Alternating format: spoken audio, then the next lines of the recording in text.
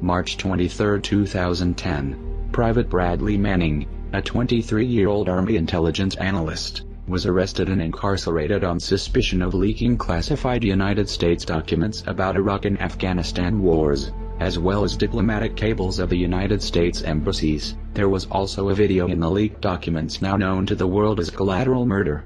This video shows two American airmen in an AH-64 Apache helicopter lying to their ground controller about the presence of armed insurgents on the ground in Baghdad.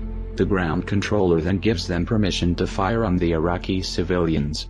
12 civilians are killed, 2 of which were Reuters journalists, arrested in Baghdad and jailed in Kuwait. Bradley Manning was then moved to the military brig at Quantico, Virginia, and while kept in complete isolation allegedly awaiting trial, he was subject to treatment described by hundreds of legal experts as torture.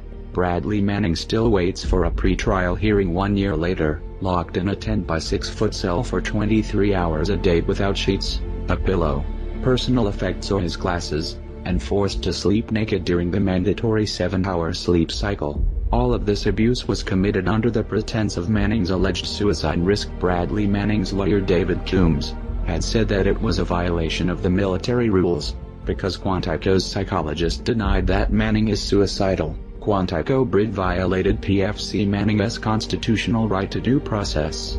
The facts surrounding PFC Manning's pretrial confinement at Quantico made it clear that his detention was not in compliance with legal and regulatory.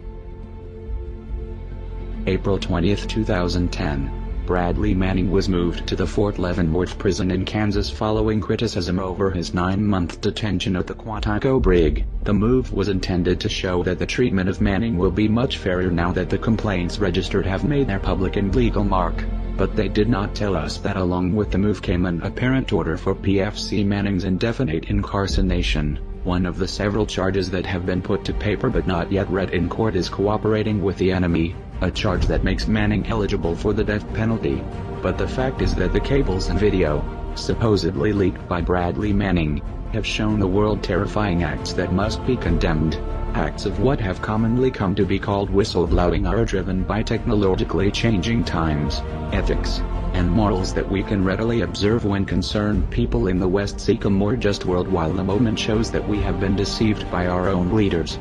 The truth is the pardonable innocence of Bradley Manning has been displayed by showing the world this information. Even if he is guilty according to the military justice system, it was hidden, but it should have been available to everyone.